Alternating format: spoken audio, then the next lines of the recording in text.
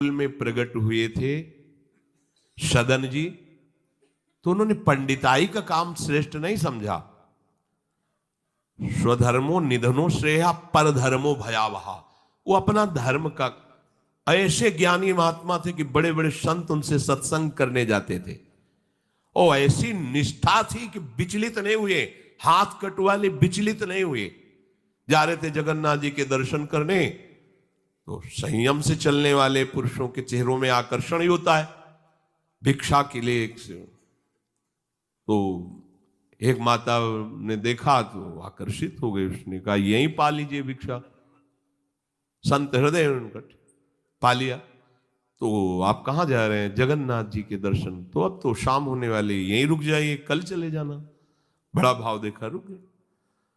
वो रात्रि में उनके पास आई, गलत भावना प्रकट की, तो कहा कि तुमको तो ऐसा सोचना भी नहीं चाहिए, तुम्हारे तो पति विराजमान है। तो उसको लगा कि इनका आशय कहने का है कि तुम्हारे तो पति, अगर पति ना होते तो काम अग्नि ऐसी होती, बुद्धि भ्रष्ट कर देती।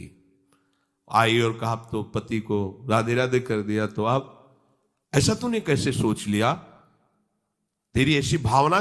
बोले अब ज्यादा हमारे सामने बाबागिरी नहीं, अब हम जो कहें वही कहो, नहीं तो हम जब पति को मार सकती है तो तुम्हें अभी पूरी जनता से मरवा सकती है, तो उनका प्राण दे सकता हूं, धर्म से विमुख नहीं हो सकता। उसने मचा दिया हल्ला, लोग एकत्रित, देखो देखो ये धर्म करने का फल। मांग रहा था रोटी, हमने इसको बैठ के पवाया और कहा कि आज रात्रि यहीं रुक जाओ। रात्रि में रुका, हमारे साथ गंदा आचरण करना चाहा, पति ने विरोध किया, पति का गला काट दिया। और जाल रचने में माया को देर लगती है क्या? वो मुस्कुरा रहे थे। जगन्नाथ जी बड़ी सुंदर लीला की आपने, भक्त हैं उनके तो सामने भगवान, तो उनके संसार थोड़ी होता है।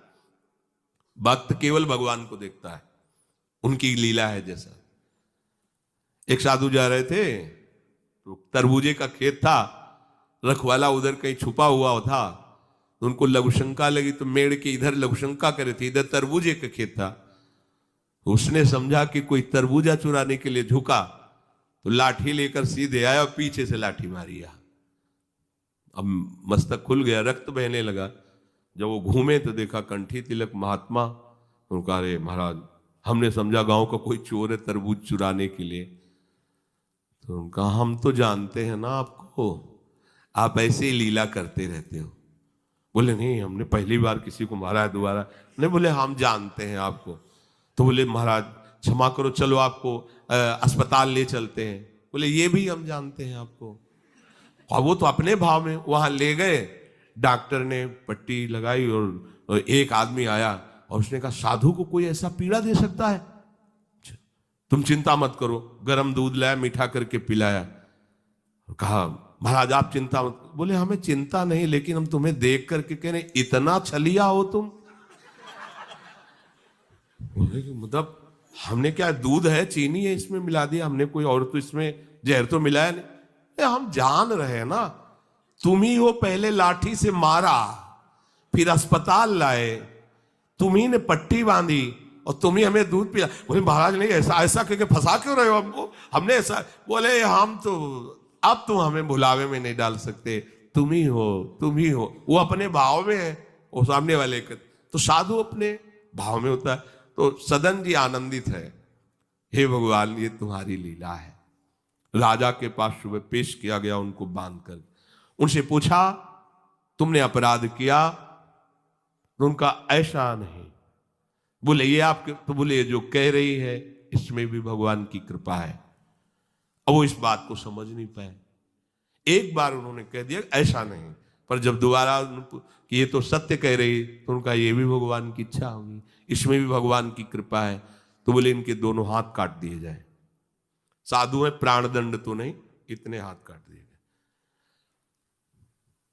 छोड़ दिया जगन्नाथ जी के सामने। हाँ प्रभु, हाथ तो वही ले लिए थे, ले जोड़ के प्रणाम करते आपको। अब आप तो सब जान ही रहे, अपराध नहीं, इसलिए देखो हृदय आनंदी थे, इतने कष्ट। और ये भी ऐसे हाथ जोड़ने को किया, नवीन हाथ जागृत हो गए।